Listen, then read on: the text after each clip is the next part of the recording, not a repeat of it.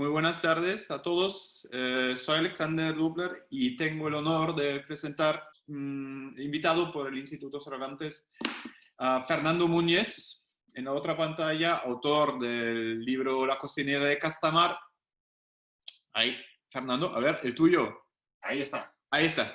Esta es la versión española. La versión española, y aquí están las versiones alemanas que acaban de publicarse aquí en Alemania hace apenas unas semanas.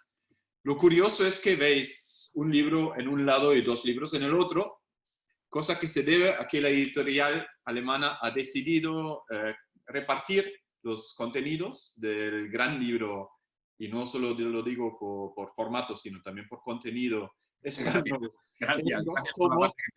En alemán, sí. Mire, unas palabras os voy a contar sobre el libro antes de que entremos en el diálogo con Fernando. Y más que nada para ambientar y un poco hacer algunos apuntes sobre esta novela. Mira, La cocinera de Castamar está situada en pleno siglo XVIII y cuenta la historia de una mujer, Clara, cocinera en la corte y en la casa de un conde, del duque, perdón, de Don Diego, un noble, con el que tendrá una historia, como está claro, que vamos leyendo. Clara está prácticamente confinada a su cocina, en la cocina de Castamar, y se comunica con el exterior casi solo con los platos que prepara, pues sufre de una enfermedad que es agorafobia, y por eso le gusta mucho quedarse en sitios cerrados, o bien tiene pánico cuando salga. Eso es. Esto es el núcleo personal de la novela. Estos dos personajes, la cocinera, Clara, y el duque Don Diego, que a su vez está de luto porque ha perdido a su mujer. Está de luto hace muchos años, hay que decirlo. Y la novela se publicó en España el año pasado, en el 2019, si no me equivoco. Eso es. ¿Sí? Y claro, yo cuando la leí por primera vez, que fue en el 2019, la leí, la verdad que entusiasmadísimo y de una sentada. Estuve, no de una sentada, pero interrumpiendo, pero en 4 días, 5 días seguidos la Es terminé. decirte que ha pasado a mucha gente esto, ¿eh? Gracias Sí, a Dios. sí. He tenido muchos feedback de que han cogido la novela y no podían parar de leer, y algunos me acusaban de no puedo cuidar ni a mis hijos, ¿qué hago? Y digo, hombre, tampoco para tanto, ¿sabes? Sí. No sé, si tienes que darles de comer y luego sigues. Pero bueno. Sí, te iba a preguntar precisamente porque causa este efecto, como la gente se engancha mucho con la novela y con el personaje central, que es muy fácil empatizar con él. Te iba a preguntar sobre el personaje central un poco y cómo se te ocurrió a ti escribirlo, pero tengo que hacer un apunte técnico para los asistentes para que no me olvide. Aquí, primero, 2 cosas. La traducción al alemán la ha realizado la maravillosa Anja Rüdiger, debo decirlo porque es una traductora de verdad maravillosa. Fantástico. Y ha quedado muy, muy, muy buena. Y si se lee en alemán, va a leerse la traducción de Anja. La editorial es C. Bertelsmann, que también hospedan este acto, son partners. Bueno, entonces la pregunta es, Clara, ¿por qué? ¿Cómo nace Clara? ¿Cómo aparece Clara, no? Bueno, a Clara aparece de muchas formas. O sea, ¿no? Realmente yo siempre me acerco un poco a los personajes, siempre que me acerco a los personajes me acerco mucho al alma del personaje, quiero meterme dentro del personaje, ¿no? Y hay veces que pues, me inspiran personas o me inspiran ciertos detalles o caracteres de personas. Bueno, en este caso, he de decirte que Clara se parece, y esto casi te digo una primicia, porque creo que esto no lo he dicho nunca, aunque suene raro, en ninguna de las entrevistas que he hecho, en ninguna de las conferencias lo he dicho. En realidad, Clara tiene mucho de mi propia abuela. mi abuela tenía muchas cosas de las cuales Clara participa en esto, ¿sabes? Digo, con lo que es su naturaleza, ¿no? Su carácter. Yo creo que yo creo que en Clara, el personaje central, junta por un lado lo que es la fragilidad, ¿no? Por un lado, y la valentía, por otro. Y lo revierte todo de una bondad determinada, ¿no? O sea, es un personaje, bueno, que yo creo que empatizas rápidamente con él por eso, porque ves que es un personaje bueno, ¿no? Que siempre trata de mediar en las situaciones, etc. Entonces, ¿cómo surge Clara? Bueno, pues por un lado surge de este tipo de cosas, pero también es cierto que a mí siempre me han llevado las historias de época. Y quería contar precisamente cómo era la vida de una mujer determinada, en concreto en el siglo XVIII. Que lo has dicho tú antes y estaba muy bien. Entonces, a mí se me juntaron como varias cosas ahí, ¿no? O sea, por un lado, quería reflejar un personaje femenino con estas características, que tuviera una fragilidad determinada ante la vida, que se viera expuesta a las durezas de la vida, pero que las afrontara con valor, que tuviera cierta determinación y que incluso que tuviera, porque creo que Clara también le pasa esto, ¿no? Que es un personaje que no quiere llamar demasiado la atención donde está. O sea, se ve expuesta muchas veces a llamar la atención, pero a ella no le gusta. Claro, ¿sabes? claro. Entonces, bueno, pues surge por un lado este personaje, ¿no?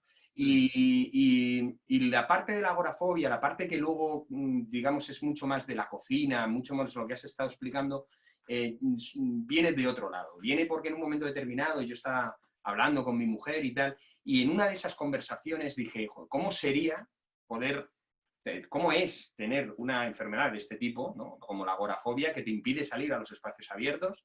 Lo hay en diferentes grados, lógicamente, pero bueno, ¿cómo sería algo así para alguien cuyo mundo solo es la cocina? Y esto, ¿por qué? Porque la cocina es un sitio en el que a priori pues, tiene 4 paredes, igual que cualquier otra estancia, pero dentro de ella está ese lenguaje secreto que es la cocina y que es el lenguaje a través del cual Clara se comunica con el mundo, ¿no? Es decir, no puedo salir, pero mis platos sí, mis olores sí, mis fragancias sí, mis sabores sí, ¿no? Sí, logra... Y así surgió. O sea, fue una cosa, una amalgama, digamos. Sí, sí, ella logra una comunicación con el exterior a través de estos platos, pero también a través de los platos que cocina se autodefine mucho, porque ella no es una mujer, bueno, no es la típica cocinera que solo cocina, sino tiene claro. muchos No, pero lo has conocimientos. dicho muy bien, Alexander, yo lo has dicho muy bien, porque yo creo que la cocina la define. Claro. Yo creo que está muy bien dicho esto, ¿no? La cocina define a Clara y viceversa, ¿no? Porque sus platos casi te diría que son reflejo del tipo de naturaleza que ella tiene. Y cómo eso es casi creo que esto lo hablábamos el otro día, ¿no? Como cuando tiras una piedra a un estanque. Ella entra en la cocina de Castamar y ese lenguaje poco a poco va a afectar a las almas que allí hay, ¿no? Y Castamar no, es más, ya empieza a ser casi como un personaje en sí mismo, ¿no? Empieza a ser afectado por Clara a través de su cocina, ¿sabes? Y todo cambia, ¿no? Empiezan a cambiar pequeñas cosas y hasta que en un momento determinado, pues el duque dice, vamos a ver quién está cocinando, porque esto no es normal. O sea, lo que yo he probado hoy ya no es normal. Y termina tocando al duque, que está en una esfera que en esa época, en el siglo XVIII, no se tocaban, aunque estuvieran muy cerca, eran muros invisibles, infranqueables.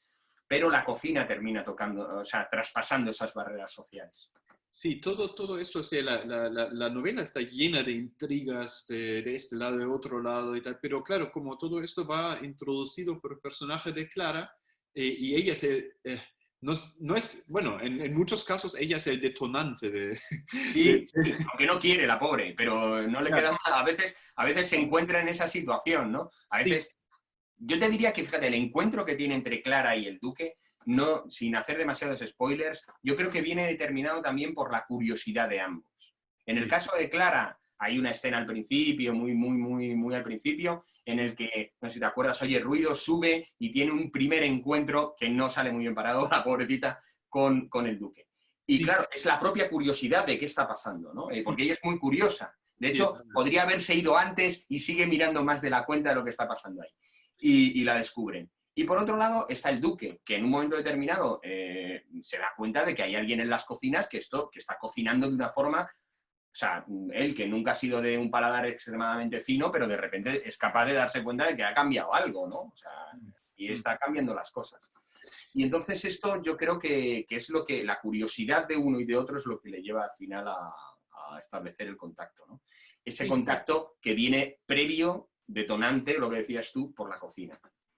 Ella no deja de ser el hilo conductor de la, ¿sabes? Ujú. Mira, me llega una primera pregunta aquí que después vamos a tratar. Me voy a recurrir porque se refiere un poco a la cocina. Sí, sí. Porque es que, claro, es que aquí ya tenemos varias cosas. La novela está llena de intriga, está también llena de atmósfera porque la situación en el siglo XVIII está muy, Bueno, muy bien. yo he tenido muchos lectores que me decían, no puedo leer esto con hambre. Sí, ¿Sabes? aquí la No, cosa. sí, Sí. respecto a lo que dice el espectador anónimo, efectivamente sí, hay un código culinario con el que se comunican, pero Sí. sobre todo hay recetarios explícitos de la época y anteriores a esa época. Es Claro. decir, de hecho, se habla del recoquinaria, por ejemplo, que es un recetario de la cocina romana, o de muchos de los grandes recetarios que había en España o que se habían ido acumulando en el siglo XVI o XVII, ¿sabes? Y hay recetas que se pueden sí cocinar, Sí, porque sí, sí, sí. hemos escogido algunos y en la... Sí, hay que leer la pregunta, exacto. Perdón. Es que hay recetas Sí. que hemos sacado y si miran, bueno, en la página de Amazon en Alemania, no lo has visto, Fernando, tú, hay No. una receta, por ejemplo, de crema de vainilla que se Ah, puede estupendo. cocinar, es que Sí. esa es la respuesta a la pregunta. Respecto del espectador anónimo, te digo que sí. O sea, cuando digo que hay recetarios, me refiero es que salen recetas específicas, no Sí, solo de la época en la que está Clara, sino también de épocas anteriores a Clara. ¿De acuerdo? claro. O sea, y además se dice como qué tipo de forma se cocinaba entonces. Pero claro, también es cierto que tenemos que entender que hay un salto culinario muy fuerte entre la época de Clara y la nuestra, ¿vale? Y esto sí es importante porque, por ejemplo, en España Claro. se cocinaba entonces casi todo con grasa de cerdo. No, el aceite de oliva, aunque existía, era una cosa como muy dura. En España ahora, por ejemplo, se cocina, todo pasa por el aceite de oliva, o casi siempre pasa por el aceite de oliva, ya sea más o menos refinado, ya sea más o menos virgen extra, tal. Sí, Entonces, no. Se cocinaba con mucha especia, por ejemplo. Ahora ya no se cocina. En la cocina francesa, por ejemplo, de la época, de principios del siglo XVIII, la especia ya había empezado a decaer y eso lo trae Felipe V a España, ¿sabes? Mientras que en España todavía se cocinaba con el XVII con mucha especia. Entonces también estas recetas hay que cogerlas un poco con cuidado, no, ¿vale? claro, claro. Pero Hay que traducirlas un poco a nuestra época. sí, es ¿Vale? verdad. Y eso es yo iba a preguntarte más detalles, nos queda un poco, pero queremos leer también un fragmento, pero Claro, claro. Fernando lo ha introducido tan bien que quería dejarle introducir todo el conjunto, porque ya sabemos un poco sobre Clara, pero todavía no la hemos visto en acción. Y Vale, vale. creo que Fernando tiene ahí un lindo fragmento para Sí, que sí. nos hagamos una idea. ¿Sí? ¿Quieres que lo lea ahora? Bien, Leo. He elegido un fragmento, Sí, por poner un poco en por favor. antecedentes, en el que, digamos, Clara en un momento determinado se ha hecho cargo de la cocina de Castamar en una fiesta, tal. Bueno, lo importante aquí es que los nobles, los ilustres, que están en una especie de cena privada antes de la fiesta, hay un reducido número de nobles, hacen subir a Clara para felicitarla, ¿de acuerdo? Este es el momento en el que voy a empezar a leer. Pero a su vez se ha establecido una apuesta. Como decía muy bien antes Alexander, la novela está también dotada de mucha intriga cortesana, de muchos secretos que van de un lado a lado, de muchos peligros, ¿no? Y Clara en un momento determinado se va a ver expuesta a esos peligros, ¿vale? Y este es uno de esos momentos, ¿no? Sí, Entonces lo voy a leer, espero haber introducido bien esto para que no hacer demasiados spoilers, ¿vale? sí, Y que lo lea. Entonces voy a leerlo, ¿de acuerdo? muy bien, ¿Os parece? Voy a leerlo porque serán unos 7, 8 minutos, perfecto. ¿vale? Allá vamos. Me hacen un honor, dijo con las mejillas encendidas por la vergüenza. No sé qué puedo decirles, gracias por el inmenso honor que me hacen. Francisco, con su natural gracia, agitó la mano. Nada de eso, querida. El honor es nuestro por cuanto hemos disfrutado de cada plato. La señorita Belmonte le miró y a Diego le pareció que sonreía de una forma encantadora, como una dama recién presentada en sociedad. Se retiró, uniéndose al aplauso mientras se acomodaba en su sitio. Ella dio las gracias repetidas veces con una corrección envidiable. Durante aquella pequeña ovación se sintió orgulloso de ella y de su talento. Tras unos instantes, dio orden a Lugier para que la acompañase a las cocinas. Justo cuando ella se despedía decorosamente de todos, sintió sobre él la mirada inquietante del marqués. Ciertamente es una muchacha agraciada, don Diego, pero antes de que se vaya quisiera poder admirarla más de cerca, por confirmar que no sea, como usted proponía, un jefe de cocina disfrazado orondo y con manos gruesas. La señorita Belmonte le miró con el ceño algo fruncido, sin comprender a qué venía aquello. Diego, tratando de contener su nervio, le dedicó a don Enrique una mirada de advertencia. Este se levantó y, balanceando su bastón como un pavo real, se acercó a la cocinera. Diego se removió tenso al ver a aquel sujeto cerca de ella y se dijo que si la dejaba en ridículo, le partiría el alma en dos. Es innegable su belleza, don Enrique, repuso Alfredo. Notó que Clara se sentía todavía más extrañada y Diego comenzó a darse cuenta de que aceptar la apuesta había sido un completo error, uno que podía lamentar, uno ocasionado por su estúpida necesidad de hacer ver al marqués que no tenía razón.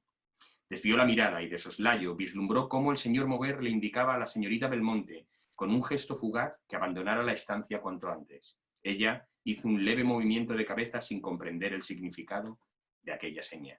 Me temo que ha perdido la apuesta, marqués, sentenció Leonor con una sonrisa, levantando la copa. Fue entonces, al oír aquella palabra, cuando ella se le torció el gesto y supo que él, más allá de la enhorabuena, la había llevado allí por un envite. Diego se sintió como un estúpido. Había creído ingenuamente que ella entraría y saldría de la sala sin consecuencias y que el marqués se vería ridiculizado al comprobar que su cocinera era tal como él la había descrito. Se había dejado ofuscar por los comentarios de don Enrique sobre la belleza de la señorita Belmonte, sobre su instrucción y sus modales. La había enfurecido tanto que solo había pensado en asestarle una humillante derrota. Apretó con fuerza las manos en torno a los brazos de la silla, llamándose necio al comprender las verdaderas intenciones de don Enrique. De alguna forma, el sagaz marqués se había dado cuenta de que sentía predilección por ella y deseaba incomodarlo. Su hermano le miró, dándole a entender que aquel juego no estaba bien, y menos aún que el marqués estuviera tan cerca de la señorita Belmonte, admirando sus rasgos, pidiéndole que se soltara el cabello para que pudieran contemplarla mejor. Comprendió que Clara se debía sentir frente a un público implacable que la juzgaba en todos los sentidos, como si fuera un objeto más de la casa y no un ser humano. Ella, ajena a la relación desafiante y tensa que él tenía con aquel ilustre, de seguro estaría pensando que don Enrique era amigo suyo, divirtiéndose a su costa. Verás, cocinera, dijo ahora el marqués con cierta sorna, el duque cree que la mujer puede ser virtuosa y elevada sin importar su origen, mientras que yo mantengo que, si además posee un origen noble, se alza por encima del resto de las mujeres, pues la nobleza es un componente preciso y elevado que enaltece las virtudes femeninas de la forma más sublime y brillante. ¿Tú qué crees? Ten cuidado con lo que responde, señorita Belmonte. Tenga cuidado con lo que responde, señorita Belmonte, apostilló Alfredo entusiasmado con la derrota del marqués, pues en caso de perder la apuesta pasará al servicio de don Enrique y se verá obligada a dejar Castamar. Diego observó a sus invitados y se dio cuenta de que, a excepción de su hermano y la señorita Amelia, que mantenían una mirada incómoda, para ellos aquello era solo un pasatiempo más liviano e inocente. Se sintió enfurecer y tuvo ganas de levantarse y retar allí mismo al mezquino de don Enrique, pero supo que de intervenir de manera brusca pondría de manifiesto su interés personal por la señorita Belmonte, más allá de toda duda, precisamente por la frivolidad con la que los demás participaban de la escena. Sería señalar a don Enrique un flanco débil, y, si realmente este era un enemigo encubierto, la señorita Belmonte podría verse dentro de su telaraña, tal y como suponía se había visto la señorita Castro. No quería imaginarse lo que sería capaz de hacer para llevar a cabo sus supuestos planes, si supiera de su relación cercana con su cocinera. Cruzó una nueva mirada con ella y comprendió que la pobre se sentía impotente, fuera de lugar, juzgada por su físico y por su intelecto, con el cuerpo tenso. Miró a su hermano para que hiciera algo al fin de parar aquella pantomima. Gabriel, al verle, comenzaba a levantarse de la silla para intervenir cuando de pronto la señorita Belmonte habló. Dado que sus excelencias me piden mi opinión al respecto, se la daré gustosa. Gabriel le miró y Diego le hizo una seña para que se detuviese, dado que ella, pese a su azoramiento, ya habría intervenido. Diego la escrutó, tan valiente ante el depredador de don Enrique, sosteniéndole la mirada como si fuera un igual, y se sintió orgulloso de ella, de su tenacidad, para encarar los reveses de la vida. No creo que la nobleza haga más distinguido ni más elevado a la mujer ni al hombre, repuso la señorita Belmonte. Don Enrique se pavoneó hasta cruzar por detrás de ella. Diego se removió inquieto en la silla, más fingiendo normalidad. Vio que ella se tensaba y le pareció que el marqués había deslizado el bastón cerca de sus nalgas con el fin de incomodarla, pero no estuvo seguro. Juró en silencio que si ella mostraba el más mínimo gesto de que aquel acto indecoroso se había producido, le partiría el espinazo. Pero la señorita Belmonte no dijo nada. Solo mostró su cuerpo tenso, sin variación ninguna, así que Diego se mantuvo inmóvil. La sonrisa de don Enrique, dibujada con las líneas del sarcasmo, hizo que la ira trepase en su interior hasta colapsar sus mejillas. Trató de relajarse y se prometió que aquel hombre no pisaría más la hacienda de Castamar en la vida, y si su madre no deseaba venir por tal motivo, ya le daba lo mismo. ¿Y qué pruebas tienes para arguir tal cosa, cocinera?, le preguntó el marqués altivo. ¿Qué más prueba quiere su excelencia que el hecho de saber que la mayoría de los hombres que han contribuido a la ciencia, a la música o las artes, no tenían origen noble? No, la contestación silenció las risas. No seas insolente, niña, dijo doña Mercedes. Él se reconoció un momento de disfrute al ver que a don Enrique se le había borrado del rostro todo su regodeo. Fue obvio que se sintió atacado por la contestación de la señorita Belmonte, pues la miró con desprecio mientras él no podía admirarla más. Te expresas con mucha precisión y soltura para ser una simple cocinera, dijo el marqués con la evidente intención de ofenderla. La señorita Belmonte, manteniéndole la mirada, le hizo una reverencia contestataria, pero impecable. ¿Acaso la apuesta no se trataba de dilucidar eso? Don Alfredo aplaudió y don Francisco brindó por el último comentario. Don Enrique la miró con ganas de cruzarle la cara, pero tenía el temple de los buenos intrigantes, y terminó sonriendo e ignorándola. Se giró e hizo una reverencia cortesana. Visto lo visto, me declaro un ignorante en temas femeninos, dijo. Entonces diga que se retracta de sus palabras, le obligó Diego. El rictus del marqués se quedó congelado unos instantes, hasta que volvió a enmascarar todo bajo su sonrisa. Me retracto de mis palabras, excelencia. Todos aplaudieron divertidos. El marqués y Diego cruzaron una mirada, sabedores de que en la batalla que acababan de disputar, ambos habían sufrido daño y perdido escuadras. Fue consciente, por la forma en la que se despidió la señorita Belmonte, de que tal vez la mayor de esas pérdidas iba a darse para él a continuación. Por eso, con el fin de disculparse, se excusó un segundo mientras la reunión tomaba cierta normalidad y salió en su busca. Pues hasta aquí puedo leer. Creo que es bastante. Bueno, como habéis visto, además de que Clara tiene valor por sí mismo, piensa y piensa muy bien. Es una mujer culta y educada, y entonces, cosa que el pobre marqués, cuando está intentando hacer su intriga y tal, no sabe hasta qué punto ella sabe de lo que habla, ¿no? Porque es una mujer está preparada. Claro, su padre la educó muy bien, ¿no? La educó muy bien. Entonces, sí, es que la escena para mí es clave para entender todo lo que te habías propuesto. Cuando la leí claro, en el manuscrito, al principio pensé, bueno, claro, de esto se trata, o sea, de mucha cuestión social que está metida en la novela. Sí. También sale justo en esta escena, y no creo que es casualidad, sino está Gabriel ahí. Gabriel es el hermano, semi-hermano, o sea, adoptado de don Diego. Eso es. Y juega un papel muy importante. es un africano en la corte, o sea, como en la familia de los nobles, y ofrece otro Una aspecto. perspectiva. Sí, otra perspectiva de esta vida en el siglo XVIII que a mí me ha entusiasmado tanto. O sea, yo no soy muy lector de novela histórica, debo admitir, pero en esta, la verdad que me sumergí totalmente por lo atmosférica, por las cuestiones sociales que están ahí Está descritas viendo. Y y de hecho, también investigadas también. yo creo que todo Castamar habla de las cuestiones sociales de la época del siglo XVIII, pero también te diría que es casi como un reflejo, o sea, el profesor Lledó, que es un profesor de filosofía conocido, muy conocido en España, decía que somos historia. Yo creo que en esto tiene mucha razón, porque al final de aquellos, digamos, lodos tenemos nuestra sociedad actual, ¿no? O sea, de aquellos mimbres está nuestra sociedad actual. Digamos que al final no dejamos de ver las clases sociales de la época, muy jerarquizada, completamente impermeables al cambio. O sea, tú nacías en el estado llano, morías en el estado llano. Nacías en la aristocracia y eras aristócrata de por vida, ¿no? Y esto actualmente, pues bueno, aunque tenemos clases sociales, no es una cosa como tan determinante en la vida, ¿no?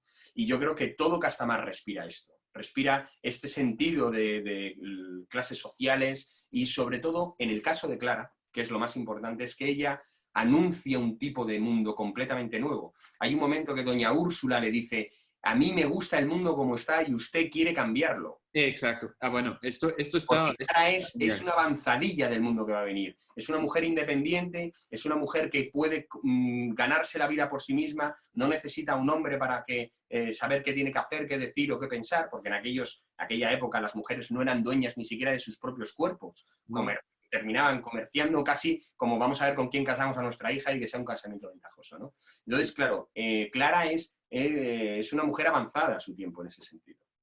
Y es que la verdad que llegaba la pregunta aquí si la trama social de algún modo es transportable a la actualidad y creo que sí, que es lo es. Sí lo es por el personaje femenino que yo creo que... Todo porque al final cuando nos reflejamos en Castamar vemos cuánto hemos cambiado. O sea, el siglo XVIII al final, y esto lo ponemos así, Gabriel, que tú hablabas antes, que es el hermano negro adoptado por el padre de Don Diego y se ha criado con Don Diego como si fuera un hermano, no deja de ser una parte de la sociedad, ¿no? Pero si te das cuenta, es decir, ¿cuánto hemos podido cambiar respecto del racismo? ¿Cuánto hemos podido cambiar en un momento determinado respecto del feminismo al leer Castamar? Pues vemos cosas, ¿no? El otro día yo te decía, no sé qué pasaría en España si, por ejemplo, Felipe V se hubiera casado con una mujer negra.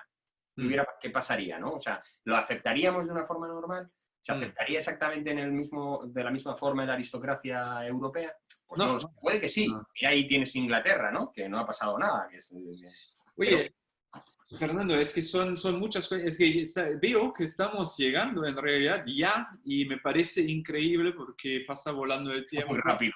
Al final de esta, debo decir, breve conferencia, pero es que como la novela es tan rica en contenido y como pone tantas preguntas y como hay mucho reflejo del mundo actual y social en la novela, lo único que puedo hacer para redondear un poco esta breve charla es invitar a todos los lectores que estén por ahí, que nos estén viendo, de leerla, porque en los comentarios que hemos recibido ya de la versión alemana se comenta el confinamiento de la mujer que todos lo tenemos muy cerca ahora o lo hemos tenido muy cerca. Sin duda.